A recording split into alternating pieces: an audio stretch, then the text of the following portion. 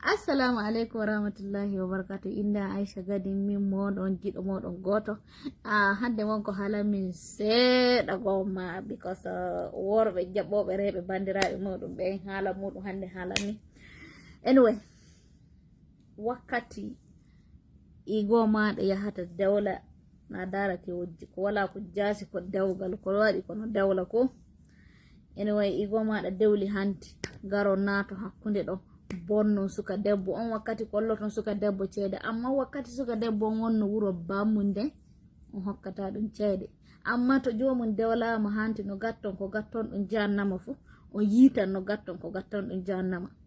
on yitan du no gatton ko bonni non dewgal mudum wallahi summa tallahi kuloton Allah nyande jango wallahi en daroto ni en bulla woy wala do jabode because Allah waddana de duniya do jogoden ko andude teddinen ko anduda de ko wadama jabata handa gada de banda ko anduda ke andude ka yehi lumo ma dadde ken suka gorko mi yewtidi handa ada dum boji din on kolla banda amma mi yi sukabe worbe joni wakkati suka debbo wakkati mi joni mi woni wuro inna an joni mi dawlaka joni suka mi wara mi heba goro on wakkati igo makko warta wuro to yobe ceede dume wakkati igo ma da wartan to ande ayeno on wakkati no da on wakkati hollata kan ceede no wadi on wakkati hollata kan ceede amma no handi enen be rebe bendu mi foda noppi modon seeda because ana worbe ben tan hala mi hala mudum enen rebe bendu elgal ngal wadi ko ne hebe law wallahi tawa joni mo gonduda on no habbani ma asiri ma on no uddani ma asiri ma tawa joni ayoppi harka on aya naate to boni tawa to weti ma banyiri bande habata nyama dum wadi ko ene en nanta hala amma onon suka worbe be onon handi hula Allah because onon waddata ceddan hollani onon handi hulata Allah no handi kulo Allah ke nyande Allah nangidon fu wallahi sumata la gaddudo de goddo zina ma gaddudo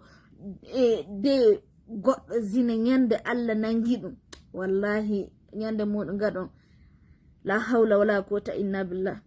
wallahi sumata la donc ana ko fijirede no handi tube gillanen gondo gada istighfar gillanen gondo ko nde hewten to mawdo meden woni ki Allah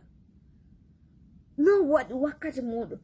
no gatton ko yaltinon jomo e dawgal mudum fu ngada no wadi kuloton Allah ki Allah ke danaki no yi mo fu ko wonno wad ko wodi gado do yiyata ko boni gaddo wadi han memer kadu wa bi adamo watta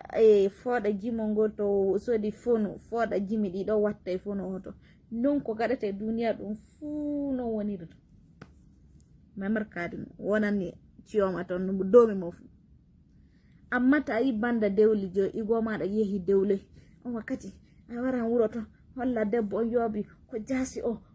o debbo du banda to wala hakkillo hanu minni ummo kanyon de rawake no yidi ceede amma no handi kulo Allah bandiraɓe worbe dum hande jidumi holla do e bandiraɓe rebe mi andi mi metti